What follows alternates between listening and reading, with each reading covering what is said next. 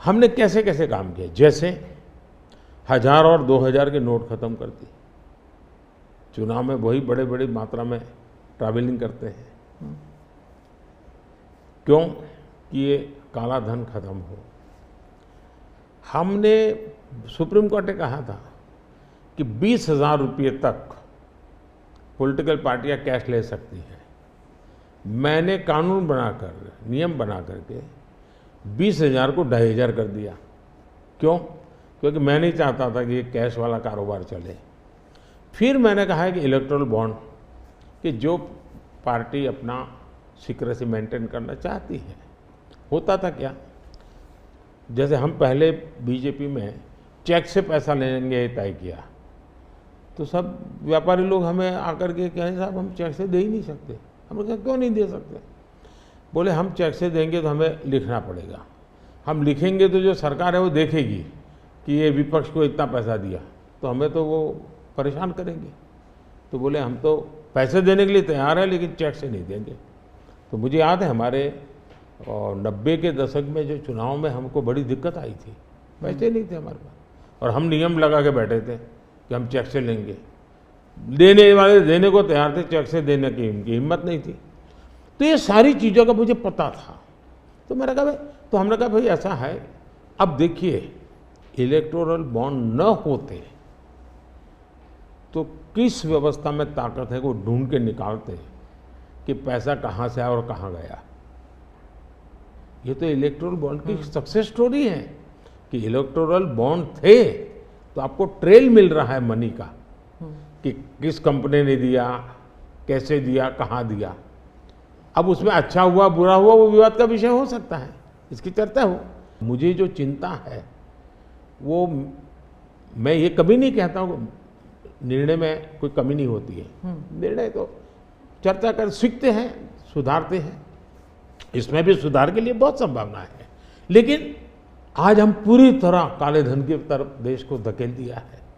और इसलिए मैं कहता हूँ सब लोग पछताएंगे, जब बाद में ईमानदारी से सोचेंगे सब लोग पछताएंगे।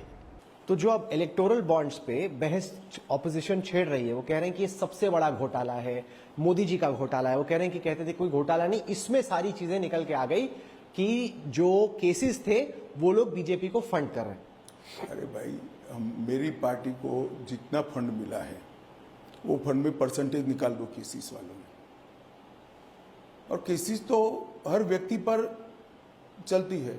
अब टीएमसी को जो फंड मिला कोई छोटी अमाउंट नहीं मिली है, हमारी साइज से मिला हो तो 20,000 करोड़ होता है, बीआरएस को 40,000 करोड़ होता है, कांग्रेस का हमसे भी ज्यादा 9,000 करोड़ का होता है। वो किसने दिए हैं? इन पर भी केसीस है। केसीस एक सेपरेट प्रक्रिया है, इलेक्शन फंड एक सेपरेट प्रक्रिया है सर। इसको दोनों को मिक्सअप नहीं करना। एक नागरिक के तौर पे मैं जानना चाहता हूं कि सुप्रीम कोर्ट के इलेक्टोरल बॉन्ड्स पे फैसले के बाद इस चुनाव की फंडिंग पर क्या असर पड़ा, जिससे पहले फंडिंग हो रही थी? देखिए, मेरा बहुत स्पष्ट मानना है कैश का चलन बढ़ेगा, बढ़ चुका है, बढ़ेगा। ये तो 31 को सब बैलेंस शीट आएगी तब मालूम पड़ेगा। कैश का चलन बढ़ेगा और कभी न कभी सबने सोचने के लिए मजबूर होना पड़ेगा कि ये इलेक्टोरल बॉन्ड अच्छी व्यवस्था थी, इसमें कोई खामियां थी तो उसको सुधारना चाहिए था। आगे का सोल्यूशन क्या हो सकता है सुप्रीम कोर्ट के फैसले के? ये तो संसद चर्चा करेगी। आप लाओगे कोई नया बिल? नहीं, हम बिल लाएंगे ऐसा मैं नहीं कह रहा, मगर व्यवस्था तो करनी पड़ेगी। हम इस तरह से कैश से पॉलिटिकल पार्टियों को चलाने के पक्ष के नहीं है। आप बहुत अहम बात बोल रहे हैं। आप बोल रहे हैं कि आगे चलकर जब सरकार बनेगी तो कुछ ना कुछ आपको करना पड़ेगा। कुछ अहम नहीं है, ये भारतीय जनता पार्टी का, नरेंद्र मोदी का 2014 से वादा है कि राजनीति में से काले धन के प्रभाव को समाप्त कर। और अगर इलेक्टोरल बॉन्ड्स खत्म हुआ तो कोई नई व्यवस्था बनानी पड़ेगी। व्यवस्था सोचनी पड़ेगी, कोई बनानी पड़ेगी नई व्यवस्था। तुम टाइटल मत ढूंढो, नहीं निकाल पाओगे राहुल भाई। हमारा काम है व्यवस्था बनाना भाई। अगर हम सरकार में है तो हमारा काम है व्यवस्था बनाना। Finance Minister, quick follow-up on this. One, do you think loss-making firms and shell companies should be barred from political funding? And the second question that is related to this is that why is there so much doubt about corporate funding? Don't companies and businesses, if we have a right to vote, we also should be having a sort of right to finance elections of our choice. इससे पहले क्या था? मैं fully conscious हूं कि ये मामला court में अभी भी चालू है, चल रही है. Verdict is come. SBI is got to be submitting. It is submitted. मगर विषय इसमें एक प्रश्न मेरे मन में आता है, क्या इससे पहले जो सिस्टम था वो 100% परफेक्ट था क्या? नहीं. And let us just recall what my predecessor, when he brought this electoral bonds, Arun Jaitley ji said, he said, उससे बेहतर है भाई, कम से कम पैसा जो पार्टियों को चलता है वो अकाउंट के द्वारा चलने दो. That is why electoral bonds, monies are going into the accounts, from account to party's account. So कम से कम जो पार्टी तक पहुंचता है पैसा, कोई भी पार्टी क्यों ना हो, वो वाइट पहुंचता है. It's not a perfect system, but you moved from almost a wild law unto oneself kind of a situation where everybody did what they wanted. So we moved from that to this system.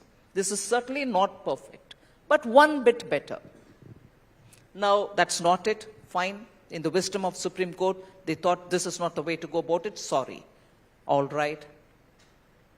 इससे बेहतर system आने तक अभी क्या हम वापस उसी जमाने पर चले गए हैं कि जो मर्जी कर सकते हैं.